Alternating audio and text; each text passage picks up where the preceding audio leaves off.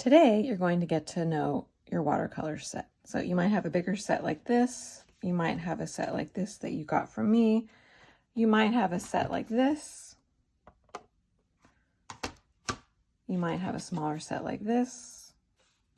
Or you might have a set you got inherited, received from someone in your family, and these are always really hard to open, which really bothers me because what happens when I open them? They fly open, see? Which you don't want to have happen because now all the colors are mixed up.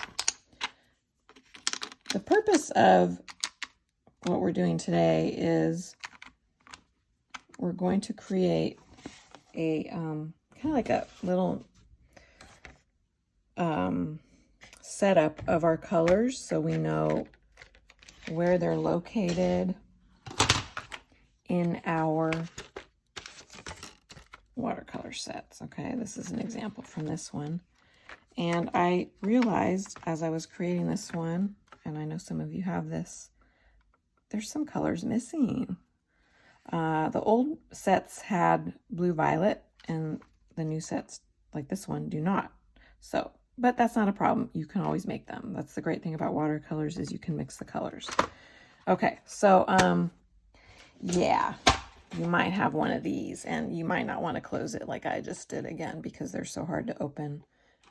All right, so what we really want to do in order to get to know our colors is do a little swatch or a little, just paint a little bit of them on our watercolor paper. Okay, so what's cool about this Kuretake, which is a really nice watercolor set from Japan, is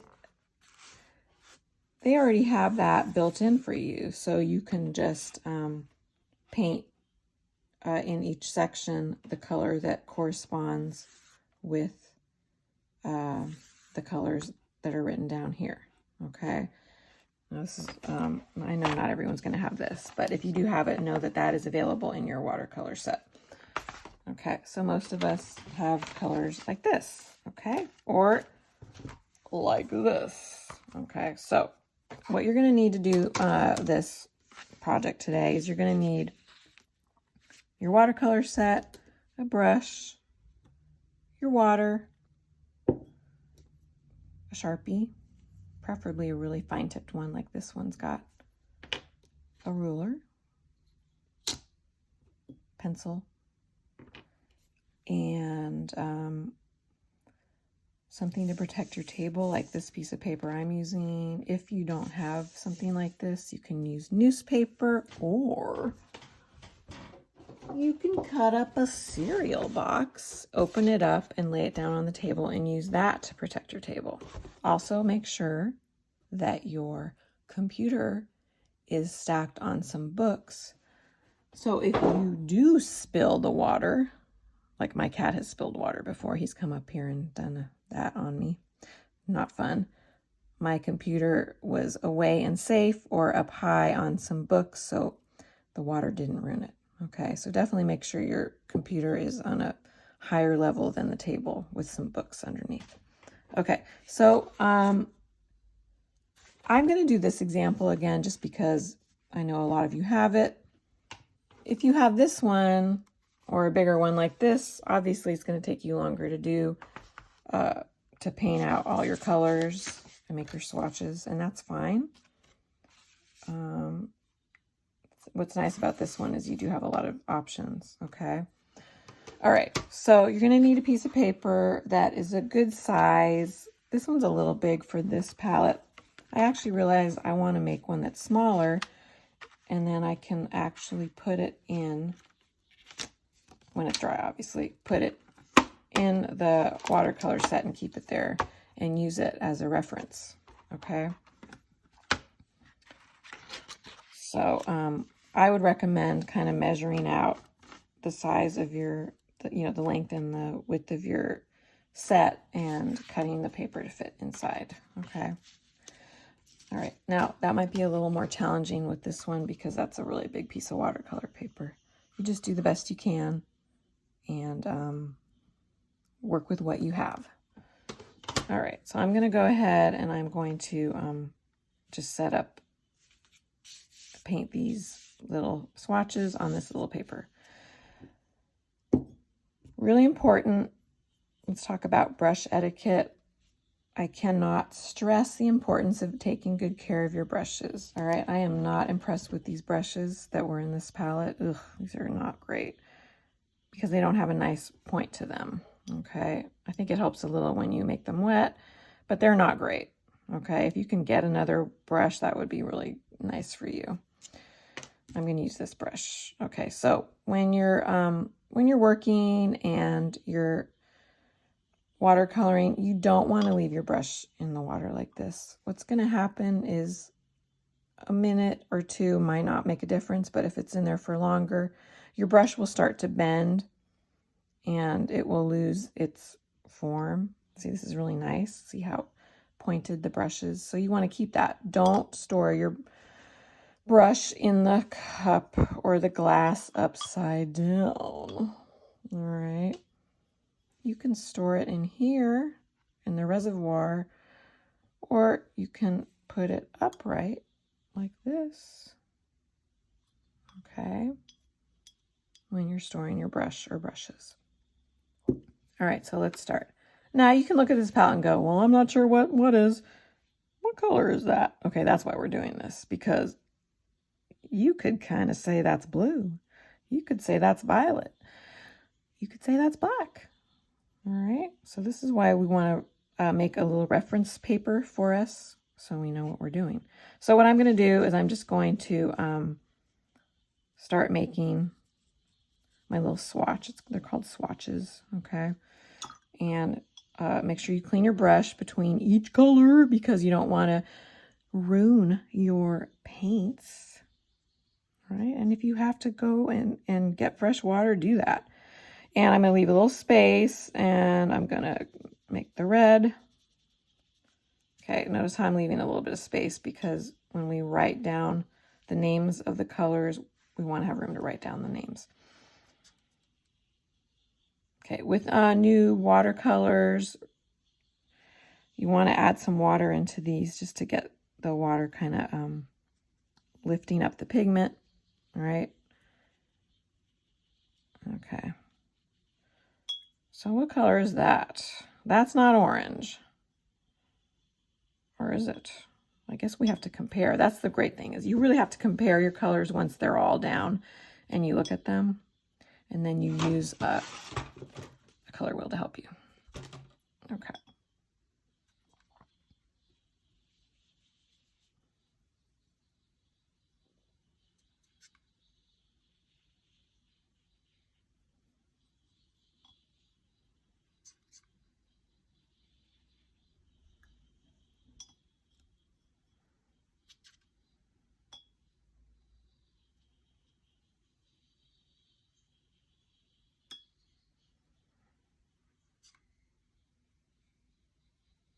I made it to the end. Woohoo.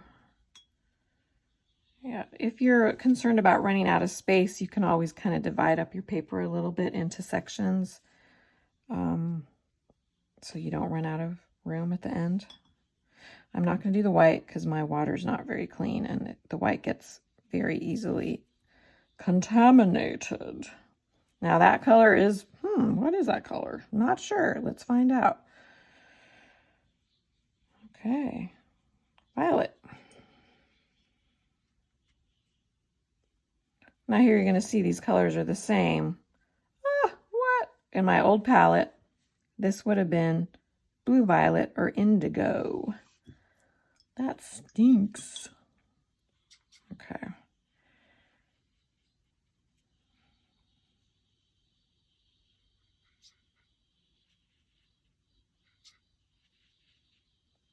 This is really close to that, but that's yellow and that is yellow green. It has a little bit of yellow green in it, or a little bit of green, I'm sorry.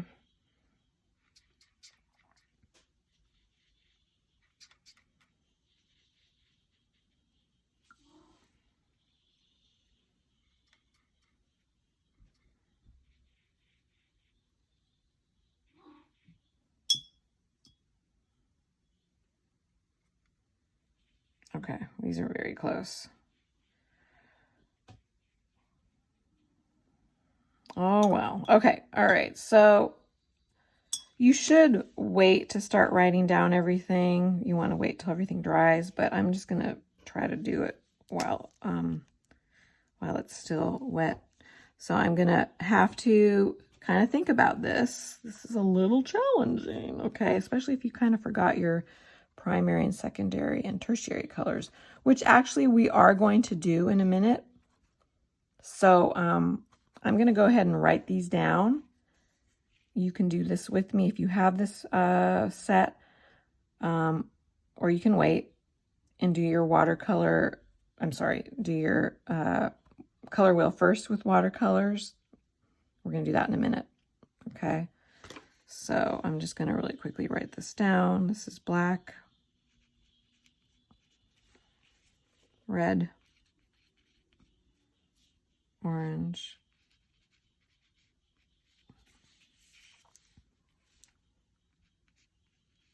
yellow, green,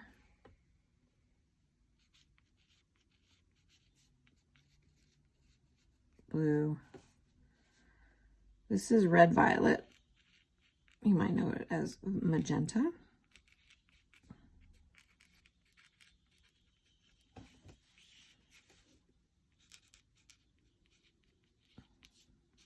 Violet, or as you know it, purple, right? Violet is the proper word for it. This is the same blue. Yikes.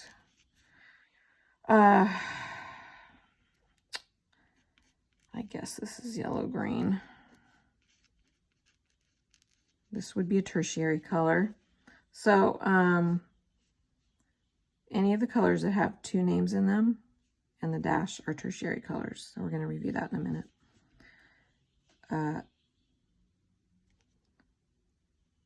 Whoops, no, this is blue-green, or yeah, okay. Or as you know, aqua. Wow. Hey, that's okay. We all make mistakes. Okay, this is yellow-green.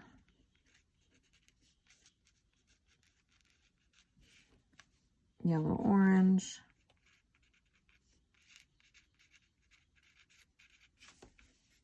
Red-orange. And another version of red-violet. Okay, so this set is missing, oopsie, this set is missing blue-violet, which is a bummer. But like I said, you can make blue-violet by combining blue and violet, all right?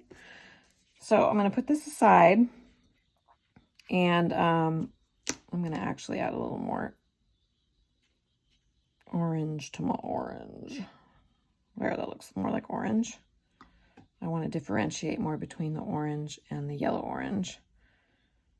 All right, so once this is dry, you can kind of keep it in here as a reference. So when you paint, you know, okay, that is not red violet. That is, all right.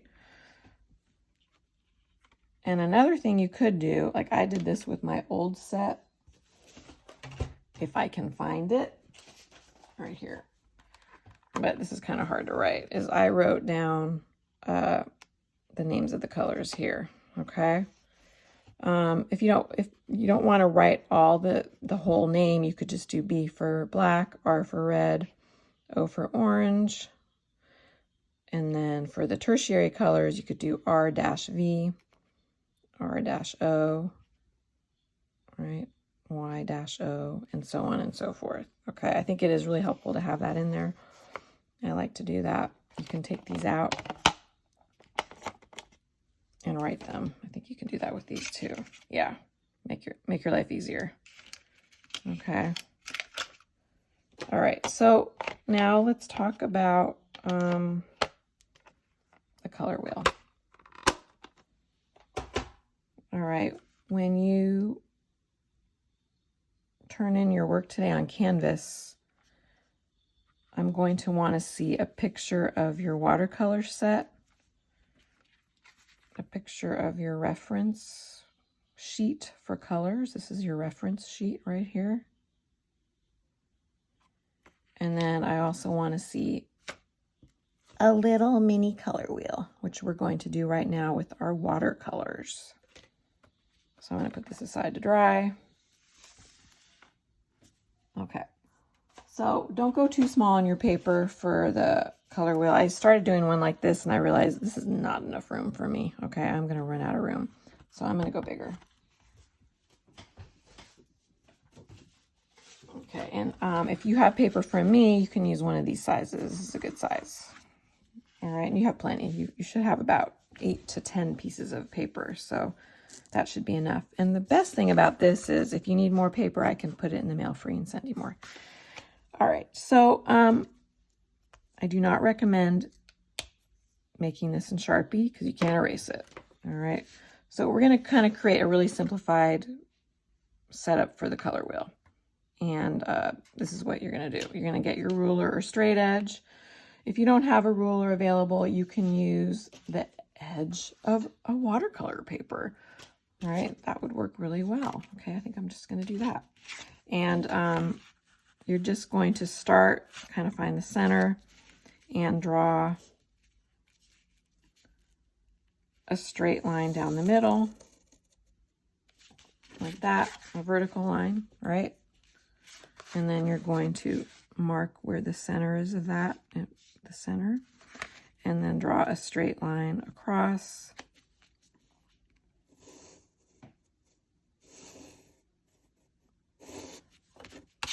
Okay.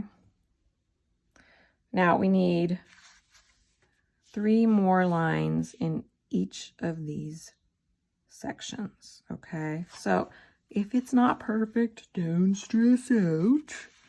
All right, I'm going to use my ruler. You know, you don't want to do it in the middle because then you're not going to get it even. So, well, actually, what did I say here? Okay, yeah, you're only going to have 2 in the middle. Sorry. I'm sorry. Let me backtrack. 2 lines in each section, not 3. Okay, I'm sorry if I'm confusing you. I'm confusing myself. I should have started this video a lot earlier today. Okay. So, see that? I've got 2 more lines in this section. I'm going to do the same thing here. You could kind of mark it. That helps, kind of making a little mark. And I am doing this on watercolor paper. That's not even...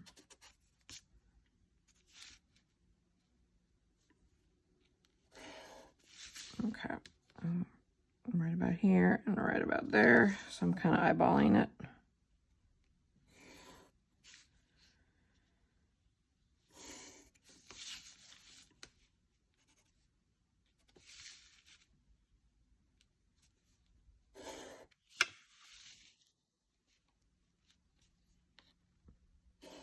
Okay. Alrighty, so let's make sure we have 12 lines, right? I want to put my finger down so I don't mess up. 1, 2, 3, 4, 5, 6, 7, 8, 9, 10, 11, 12. Yes, we need 12 lines because there are 12 colors on this color wheel. This is a color wheel with primary colors, secondary colors, and tertiary colors. And you might ask, what are those? Well, you're going to find out right now if you forgot or if you have not learned this yet.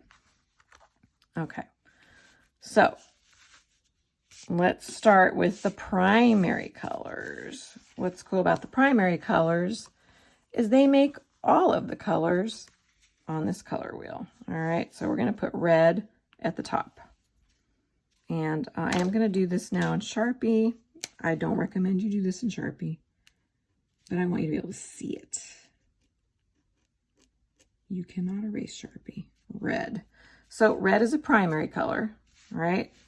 I'm going to put P for primary. All right, now blue and yellow are the other primary colors. And you're going to see that there's 1, 2, 3 colors in between red and yellow. So we need to do 1, 2, 3 colors, right?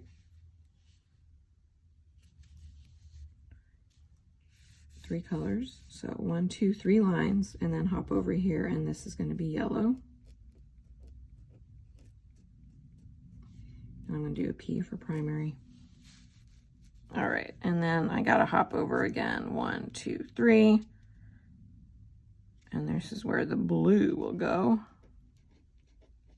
And blue is the primary, right?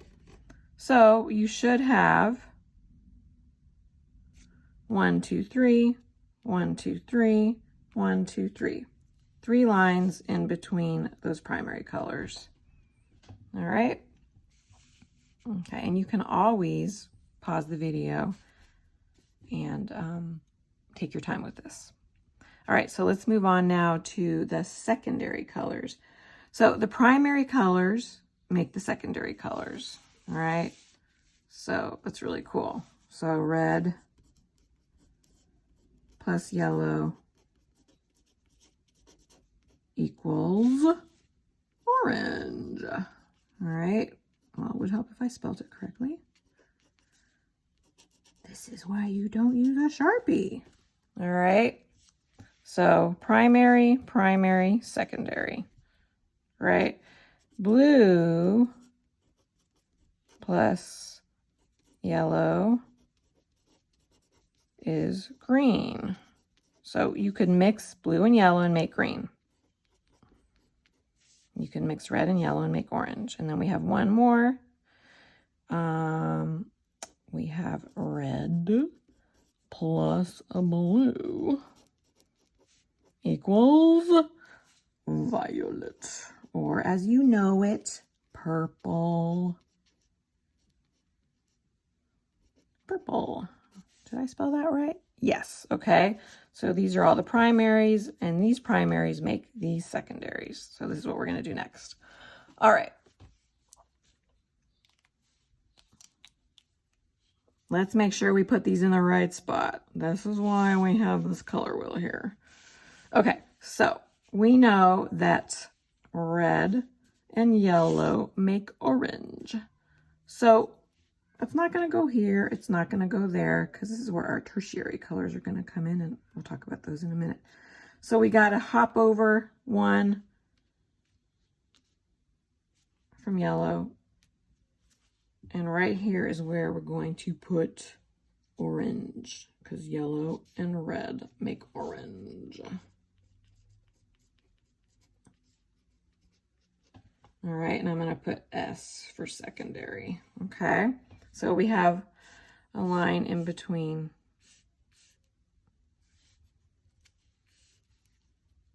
each of these. All right, okay, so now we're going to make green. Blue plus yellow makes green. And that's going to go right here. And I'm going to write S for secondary. Okay. So once again, we've got a line in between each of these. All right, we got one more. We have to make violet or purple. Okay, so we skip a line and we skip a line, and we're right here for violet. I'm going to say violet, and that is a secondary color. Okay, so now we have our secondary colors. Now let's talk about the tertiaries. Okay, that's a big word. Tertiary. Another word for tertiary is intermediate. Okay, some people say tertiary, some people say intermediate.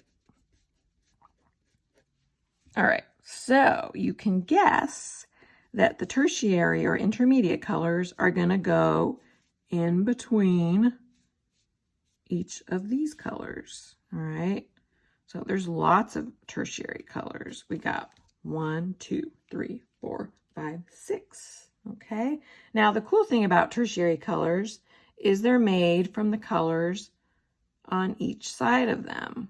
So for example, blue and green make the tertiary color blue-green, or as you may know it, aqua, right? Okay, the color of the ocean. All right, and I'm going to write T for tertiary. Okay, so, you know, this is, once you set up the color wheel, it's really easy on your brain, okay? We know that blue, the primary color blue and the secondary color violet make blue violet, or as some may call it, indigo. All right, I'm gonna do T for tertiary, okay? So you're gonna kind of see a pattern here that one primary color and one secondary color make a tertiary color, all right? So let's guess what could go between red and violet. Red, violet, or as you might know it, magenta. Okay, now you always start writing the primary color first. Don't ask me why, that's just why they do it. Okay, so this is the tertiary for a T, right? And then we're gonna move on over here. Red and orange make red orange. So we're gonna write red orange. And we're gonna put a T. And then we've got yellow and orange. So right here, we're gonna have yellow orange. And I will put a T for tertiary. And then we got one more. Yellow plus green makes yellow green.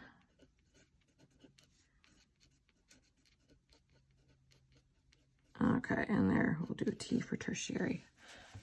Okay, so this is great. I'm going to give it a title, color wheel.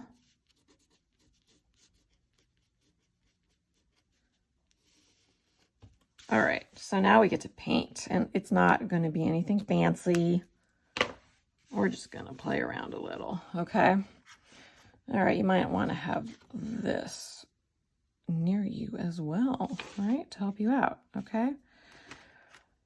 So I'm going to start with the primaries, and I recommend you do that too. So I know that red, it goes here, and it does not have to be fancy. I'm just going to kind of go like this, right? And the beauty of using Sharpie, I do recommend you actually, once you have written everything out in pencil, maybe go over it in Sharpie so you can see what you're doing, right? So there's my red. So, and then I'm going to go to my yellow. Make sure your brush is clean. There's nothing worse than having a little bit of red on your brush and dipping it into yellow. There's my yellow.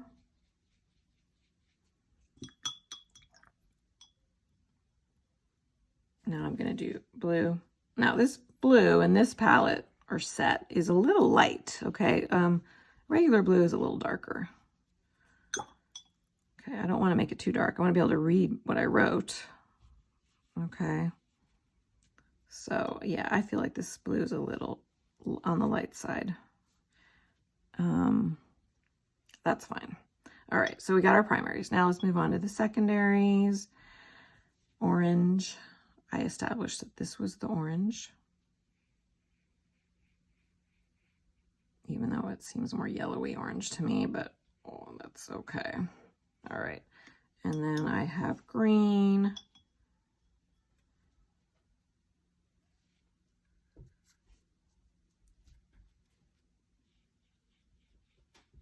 So now I remember what is also missing in this palette is, no, my cat is coming, is, oh gosh, what was it? Okay, now I forgot because my cat came. I'll remember in a minute. All right, and then we've got violet, which we know is here. There's nothing worse than your cat coming and destroying everything while you're trying to paint. All right, so there's our secondaries. Okay, so now I get to pick which red violet I want to use, right? Red violet is, once again, like magenta, right?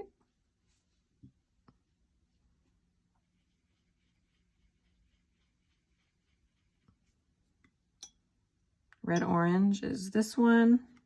Oh, whoops. No, it isn't. Hello. It's this one. Good thing I didn't put that down yet. There's red orange. Okay. Now, if you did not have red orange in your in your set, like let's say you only had this, what would you do? How would you make red orange? Well, you would simply get a little bit of orange, get a little bit of red, and blend them. And there you have a beautiful red orange, okay? So do not despair if this is the color, the watercolor set you have. It is fabulous. You can make your tertiary colors just by blending, okay? Let me show you how easy that is. So yellow orange. So I'm gonna make my yellow orange now. Now that needs a little more yellow, I think. So I'm gonna add a little more yellow. There we go. Oh, oops, don't do what I did. See, I'm rushing. I just made a mess. Learn by my example. Okay, and here we have yellow orange. Okay, that is awfully close to that. So I'm gonna go back now and I'm gonna add a little more yellow. Well, that's what I'm talking about. All right, there. Okay, that's yellow orange. All right, you have to play around with it a little. And if you, for some reason, can't see these colors, you might need to get someone to help you. And that is why it is also really important to create one of these. Okay, so you know what the colors are in your watercolor set and where they're located. Use those as a reference. Okay, yellow, green. So I'm gonna mix again. There's my green, right? And there's my yellow, and I'm gonna make yellow green. See? You don't have to have a fancy, well, you don't want red in there. Oopsie. I'm gonna go over here. And there's my yellow green. Oh, this looks so good. You don't need a fancy watercolor set. Okay, and now blue green. So here's blue. Now notice this blue is a lot darker than that one, right? And then I'm gonna add some green.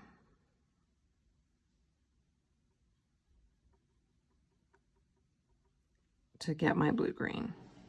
Now that is too green for me, so I'm just gonna go back and add a little more blue. Oh, that looks beautiful. Okay, now blue violet or indigo, we know it's not in this one, okay? So you can make it with blue and with violet, right? Now I'm gonna assume this is violet.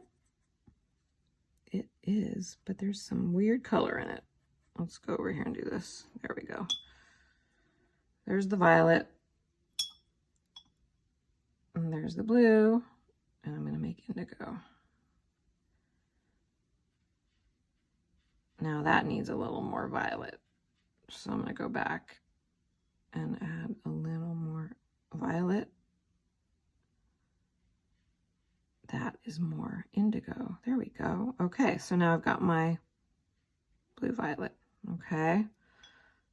So if you're using this palette, obviously you would do blue and violet to create blue violet or indigo. Now, notice how I kind of made a mess here. Don't leave that. Take a paper towel or a tissue or toilet paper or a sponge and definitely clean away all of this, because if you don't, then you're gonna have that, right? And that's kind of hard to get rid of, because this is a great tool for color mixing. You can use this here, you can do that on this one here, right? You can do that on this one here. You just open it up and you've got space right here to work, okay?